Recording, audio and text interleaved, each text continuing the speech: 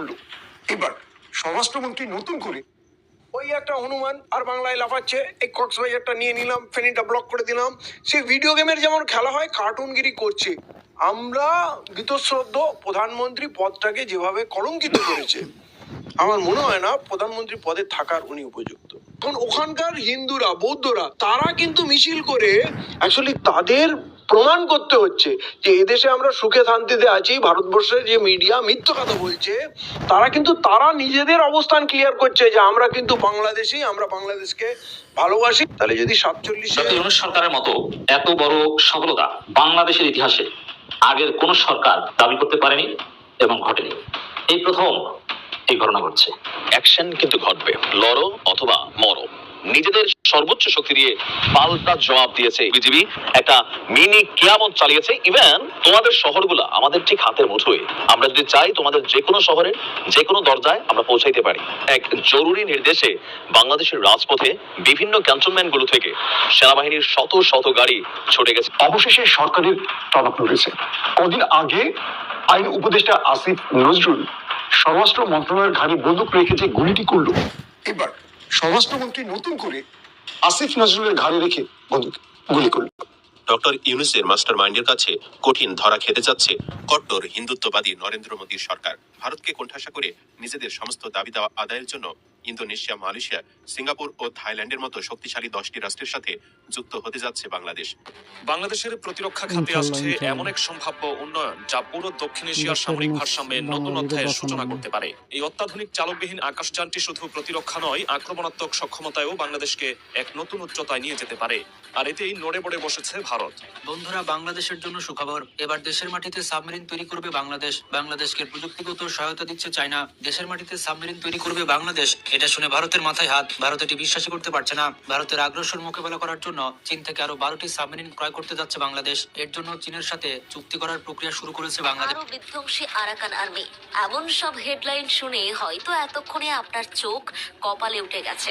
কিন্তু কতটা সত্যতা আছে এই হেডলাইনগুলির মধ্যে এবং এর পেছনে কোন কোন তথ্য লুকিয়ে আছে, আসুন আজকের আলোচনায় সেই দিকগুলোতেই নজর দেব আমরা। ধারাকে এটাকে উল্লঙ্ঘিত করছে, সংবিধানের ধারাকে আক্রমণ করছে বিজেপি পরিচালিত উত্তরপ্রদেশ। এক দেশ এক দল, এক দেশ এক ভাষা, এক দেশ এক ধর্ম, এক দেশ এক জাতি, এই ধরনের মানুষকে চাপিয়ে দেওয়ার চেষ্টা। বিজেপির ধর্মীয় রাজনীতিটাকে শুধুমাত্র করে ভোটের জন্য, তাহলে তিলোত্তমার তো এক ধর্মীয় পরিচয় হিন্দু। কেন তিলোত্তমার 90 দিনের মধ্যে সিবিআই চার্জশিট দিতে পারলো না? এই নিয়ে বিজেপির একটা মিছিল দেখে উত্তরপ্রদেশের সম্ভলে আজান দেওয়া হলো এবং সেই আজান লাউডস্পিকারে দেওয়ার জন্য দেখা গেল সেখানে একদম 2 লক্ষ টাকা জরিমানা। কি হচ্ছে দেশে? সংখ্যালঘুরা কেমন আছে? পশ্চিমবাংলা নয়, ভারতবর্ষ নয়, সারা পৃথিবীর সংখ্যালঘুরা আজকে অত্যাচারিত। বাংলাদেশে চলে যান, সেখানেও সংখ্যালঘুদের উপরে কি দমন পীড়ন হচ্ছে। যারা ভাষাগত, জাতিগত, বর্ণগত, সাংস্কৃতিগত, যারা যেভাবে সংখ্যালঘু, সেখানে দেখবেন দমন পীড়ন হচ্ছে সংখ্যাগুরুদের দ্বারাই। রাজনৈতিকভাবে যারা সংখ্যাগুরু, তারা রাজনৈতিকভাবে সংখ্যালঘুদেরকেও দমন করছে। এটা চলছে চারিদিকে। তো এবার এবার এবার আমি আপনাকে শুধু এটা বলছি না, আর একবার দেখবেন যারা আপার কাস্ট, লোয়ার কাস্ট, যেখানে দেখবেন আপার কাস্ট সংখ্যা বেশি, সেখানে লোয়ার কাস্ট সংখ্যা কম হলে সেখানে দমন পীড়ন হচ্ছে। এই ধরনের সারা পৃথিবীতে চলছে। ইন্ডিয়া তার বাইরে নয়, উত্তরপ্রদেশ তার বাইরে নয়, পশ্চিমবঙ্গ তার বাইরে নয়। আপনি ভাবতে পেরেছেন যেখানে সংবিধানের 25 ধারায় বলা আছে, অনুচ্ছেদ 25-এ বলা আছে ধর্মচারণের পূর্ণ স্বাধীনতা দেওয়া আছে।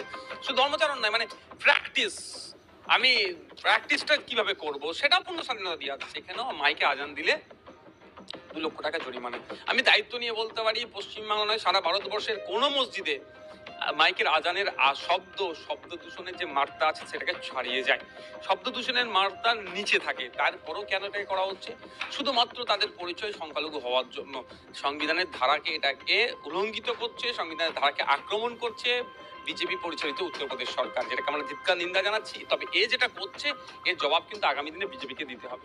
আপনার কথা প্রসঙ্গেই আসি। আপনি এই যে কথাটা এলো যে বিজেপি পরিচালিত সরকার, এই যে বিজেপি পরিচালিত সরকার বাংলাদেশ সংখ্যালঘুদের নিয়ে তো সব থেকে বেশি সরব, তাহলে দেশের সংখ্যালঘুরা কোথায়? মণিপুর নিয়ে প্রধানমন্ত্রীর কোনো বক্তব্য নেই। শুভেন্দু অধিকারী, যিনি বারবার একদম বর্ডারে দাঁড়িয়ে বাংলাদেশকে নিয়ে অনেক রকম কথা বলছেন, তিনি মণিপুর নিয়ে চুপ, উত্তরপ্রদেশের সম্বল নিয়ে চুপ, এমনকি সমস্ত জায়গা নিয়ে, মণিপুর আমরা মেঘালয় দেখেছি। কি বলবেন?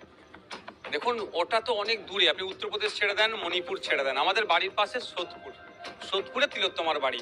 তিলোত্তমার সাথে যে অন্যায় হয়েছে, যেভাবে খুন করে ধর্ষণ করা হয়েছে, সেই দায়িত্ব রাজ্য প্রশাসন ব্যর্থ হবে বলে তাদের দ্বারা সঠিক নাও হতে পারে, সেই জন্য কোর্ট কি করলো, সিবিআই হাতে দিল যাতে সঠিকভাবে তদন্ত হয়। সিবিআই কারা কন্ট্রোল করে? Central government. সেন্ট্রাল গভর্নমেন্টকে কারা পরিচালনা করছে? বিজেপি। তাহলে আবার তিলোত্তমার যদি আমি ধর্মীয় পরিচয় দেখি, আমি দেখুন আমি ধর্ম নিয়ে রাজনীতি করি না আর করবো না, কিন্তু এই বিজেপির ধর্মীয় রাজনীতিটাকে শুধুমাত্র করে ভোটের জন্য, তাহলে তিলোত্তমার তো এক ধর্মীয় পরিচয় হিন্দু। কেন তিলোত্তমা 90 দিনের মধ্যে সিবিআই চার্জশিট দিতে পারলো না? এই নিয়ে বিজেপির একটা মিছিল মিছিল দেখেছেন? একটা মিছিল মিছিল দেখেন না। কিন্তু বাংলাদেশের হিন্দুদের ওপরে কি হচ্ছে? এদের চোখ দিয়ে জল গড়াচ্ছে, পানি গড়াচ্ছে, চোখে বাম লাগিয়ে কাঁদবে। তো ব্যাপারটা হচ্ছে বাংলাদেশের হিন্দুদের জন্য আমরা বলছি, আমরা আমাদের রাজ্যের তিলোত্তমার জন্য বলছি, আমরা মণিপুরের জন্য বলছি, আমরা উত্তরপ্রদেশের জন্য বলছি। কিন্তু বিজেপি শুধুমাত্র নোট আর ভোটের বাইরে ওরা কিছুই বোঝে না। ভোট যেখানে আছে সেখানে ওরা চিৎকার করবে, নোট যেখানে আছে চিৎকার করবে, এর বাইরে এরা কিচ্ছু যায় না। তো এই বিজেপিকে যত না তাড়াতাড়ি বাংলাদেশ থেকে বিদায় দিতে পারবে বাংলাদেশের মানুষ, বাংলা আর আমাদের দেশের মানুষ, যত তাড়াতাড়ি বিতাড়িত করবে তত মঙ্গল হবে দেশের জন্য, বাংলার জন্য। আমরা দেশের সাধারণ মানুষ, আমরা তীব্র ভাষায় এর বিরোধিতা করছি, কারণ সব ইলেকশন এক ইস্যুতে লড়াই হয় না। লোকসভার পার্সপেক্টিভ আলাদা থাকে, বিধানসভার আলাদা থাকে, পঞ্চায়েতের আলাদা থাকে, মিউনিসিপ্যালিটির আলাদা থাকে। তাহলে একই দিনে জনসাধারণ 4 রকমের তার অবজারভেশন থাকতে পারে, 4 রকম ভোটিং থাকতে পারে, সেটা নিখুঁতভাবে কি করে করবে? এবং এইটা যেমন আমার লিবার্টি, ধরুন একজনকে ট্রায়ালে দিলাম, বিধানসভায় ভোট দিলাম, তার প্রতিশ্রুতি সে রক্ষা করলো না, তার এগেনস্টে আমি লোকসভায় ভোট দেবো বা পঞ্চায়েতে ভোট দেবো বা তার মিউনিসিপ্যালিটি ভোট দেবো। আমার কাছে বারে বারে সুযোগ আসে ওকে উত্তর দেওয়ার। এটা কিন্তু একবারে ভোটটা নিয়ে নেওয়া মানে 5 বছর আর আমরা তার দেখা পাবো না। প্লাস বারে বারে জালিয়াতি করার থেকে একবারেই জালিয়াতি করে, ইভিএম হ্যাক করে, যা হোক করে, বুথ দখল করে, ভয় দেখিয়ে, টাকা দিয়ে যা হবে একবারে। তাহলে আগে প্রতি ইলেকশনে আসলে কিছু ডেভেলপমেন্টের কাজ হতো, সে লোক দেখানি হোক, সামান্য হোক। এবারে আর সেই অপশন থাকবে না যে ইলেকশন আসুক ধরবো। মানুষের হাতে তো একটাই হাতিয়ার, ভোট আসুক দেখিয়ে দেবো। তাহলে সেইটা কেড়ে নেওয়া হচ্ছে। তাহলে এইটা কোনোভাবেই মেনে নেওয়া যায় না। প্রতিটা স্টেটে আলাদা আলাদা সময় তার টেনিওর ফিনিশ হয়, বিধানসভার আলাদা সময় ইলেকশন হয়। তাহলে সবকে একদিনে আপনি কি করে করবেন? কারো ধরুন 6 মাস আগে ইলেকশন হয়েছে, কারো 1 বছর, কারো 3 বছর, যার 5 বছর হয়েছে। তাহলে বাকি সবগুলো কি আপনি আপনার ইচ্ছা অনুসারে তার ভোট পেয়ে সে জিতেছে, আপনি 1 বছরের মধ্যে, 6 মাসের মধ্যে তার ওইটাকে ফিনিশ করে দিয়ে আবার ম্যান্ডেট নিতে বলবেন? তো এইগুলো কোনো দিক থেকেই এটা বাস্তবিক না, সম্ভব না। আর শুধু লোকসভা ইলেকশন নেওয়ার জন্য 1.5 মাস সময় লাগে। তাহলে এবারে লোকসভার সঙ্গে এতগুলো ইলেকশন যদি একসঙ্গে হয়, বিধানসভা হয়, পঞ্চায়েত হয়, এতগুলো ইভিএম মেশিন হবে, এতগুলো ভোট দেওয়ার হবে। যেমন ধরুন লোকাল ইলেকশনগুলো আমরা ব্যালটে দিই, লোকসভা আমরা, বিধানসভায় আমরা ইভিএমে দিই। তাহলে এই যে টেস্ট হতো, যে বিধানসভায় যেই লোকটা দারুণ রেজাল্ট করলো, পঞ্চায়েতে মানুষ উল্টে দিল, মিউনিসিপ্যালিটি উল্টে দিল, তাহলে বোঝা গেল হ্যাকিংটা হয়েছিল কিনা। কদিনের মধ্যে মানুষের এত মত পার্থক্য হবে না। অতএব এই সব অপশনগুলোকে ধ্বংস করে দেওয়া হবে। এতে শুধু বিজেপি আর মোদির হবে জয়। এবং যেটা মোদির সব থেকে বড় ব্যাপার, এই যে একটার পর একটা জিনিস আনছে, আমাদের জমে ব্যাটিং করতে দিচ্ছে না। খুব সহজেই বাংলাদেশের উপরে অপারেট করতে পারি। আসলে বাংলাদেশ সেই যুদ্ধবিমানগুলোকে উড়াতে পারবে কি পারবে না সেটা নিয়ে ভারতীয়দের কোনো রকম মাথা ব্যথার প্রয়োজন নেই। আমরা যদি যুদ্ধবিমান ক্রয় করতে পারি তাহলে আমরা সেটাকে উড়াতেও পারবো। এই বিষয়ে তাদের গবেষণা না করলেও চলবে। এবার মূল বিষয়ে আসি। বন্ধুরা, লালমনিরহাট বিমান ঘাঁটি কিন্তু ব্রিটিশ আমলে তৈরি একটি বিমান ঘাঁটি, আর এর আয়তনও কিন্তু অনেক বেশি, এবং এর আয়তন প্রায় 4 কিলোমিটার, এবং এটি হতে চলেছে দক্ষিণ এশিয়ার 2য় বৃহত্তম বিমান ঘাঁটি। আর এটাই ভারতের কাছে চিন্তার বিষয়। বন্ধুরা, এবার আরাকান আর্মির প্রসঙ্গে আসি। ভারতীয়রা তো এতদিন লাফালাফি করছিল, তারা বলছিল আরাকান আর্মি নাকি বাংলাদেশের চট্টগ্রাম দখল করবে, তারা নাকি বাংলাদেশের সেন্ট মার্টিন দখল করে নেবে। কই সেই আরাকান আর্মি? তারা তো বাংলাদেশ দখল করতে আসছে না, তারা তো বাংলাদেশের সেন্ট মার্টিনও দখল করতে পারলো না, তারা তো কোনো কিছুই করতে পারলো না। শুধু ভারতীয়রা লাফালাফি করে। আর ভারতের কিছু সার্কাস টিভি চ্যানেল আছে যাদের কাজই হলো সবসময় লাফালাফি করা। তারা সবসময় ভুলভাল তথ্য প্রচার করে এবং সবসময় বিভ্রান্তমূলক তথ্যই প্রচার করে। আসলে ভারত আমাদের শত্রু রাষ্ট্র, এটা মানতেই হবে। শুভেন্দু পাগল তো খুঁজতেছে কৃষকরা ইন্ডিয়ার। হ্যাঁ দাদু, কত বড় করে গলা করে বলছিলা যে বাঙালিদের না খাওয়াই মারবা, হ্যান করবা, ত্যান করবা, দিবা না কিছু। বাঙালি না খেয়ে মরছে, এবার না খেয়ে তো তোদের জনগণই মরতেছে। বারবার করে বলছি না যে বাংলাদেশে যদি ওরা প্রোডাক্ট না পাঠায়, আলু না পাঠায়, পেঁয়াজ না পাঠায়, বাংলাদেশের মানুষ মারা যাবে না, মারা যাবে তোর দেশের মানুষ। কারণ তোর দেশের কৃষকরা বাংলাদেশকে টার্গেট করে তোর এখানে আলু উৎপাদন করে, পেঁয়াজ উৎপাদন করে, মরিচ উৎপাদন করে। দশটা কার হয়েছে? আলুর যে দাম কৃষকেরা পাচ্ছে না, 2.5 টাকা 3 টাকা করে তারা হচ্ছে ফসলের দাম পাচ্ছে। ফলে কৃষকের আত্মহত্যা ইতিমধ্যেই শুরু হয়ে গেছে। সারা আজকে 15 দিন গাড়ি থাকায় বহু ক্ষতি হচ্ছে, প্রচুর টাকা লাগে। এখন গাড়িতে পেঁয়াজের দামই প্রায় 10 থেকে 12 করে আসবে। এই শুভেন্দু ভাবছিল কি যে পশ্চিমবঙ্গে একটা দাঙ্গা লাগাই দিবে হিন্দু মুসলিমের ভিতর, যে ওই বাংলাদেশে হিন্দুরা নির্যাতিত, হিন্দুদের পক্ষে কথা বলবে আর পশ্চিমবঙ্গের হিন্দু ভোটগুলা ও নিবে, এটা মনে করছিল। হায় রে গাধারে, তোর একটা জিনিস বোঝায়, সেটা হচ্ছে কোন রেস্টুরেন্টে যদি কাস্টমার না যায়, কাস্টমার কিন্তু মরে না, কাস্টমার ঠিকই খায় অন্য রেস্টুরেন্ট থেকে, এটা মাথায় রাখবি। কিন্তু ওই যে ব্যবসায়ী সে কিন্তু মরে যায়। তো আমরা হলো ভাই, কিন্তু আমরা কাস্টমার, ওই আগেও বলছি যে কাস্টমার অলওয়েজ রাইট, আমাদের সাথে ভালো ব্যবহার করতে হবে। তোমরা আমাদেরকে প্রোডাক্ট না দিলে আমরা কি না খেয়ে থাকবো?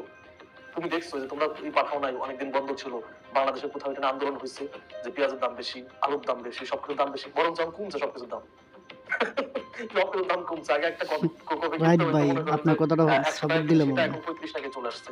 1 কেজি সিম ছিল 150-200 টাকা, সেটা এখন 40 টাকায় চলে আসছে। মরিচ চলে আসছে 100 টাকার নিচে। আলু চলে আসছে, যেটা দেশি আলু ওইটাই বিক্রি হইতে 120-30 টাকা, সেটা এখন 80 টাকা। বাংলাদেশ তো না খেয়ে নাই, সমস্যা তোর দেশে ইয়ে হয়েছে, তোর দেশে কৃষকরা রাস্তায় আলু পেঁয়াজ ঢেলে দিচ্ছে। রাইট ভাই, আপনাদের কথা অনেক ভালো লাগছে। হ্যাঁ, তোর দেশের কৃষকরা আলু পেঁয়াজ রাস্তায় ঢেলে দিচ্ছে, মাথা মোটা।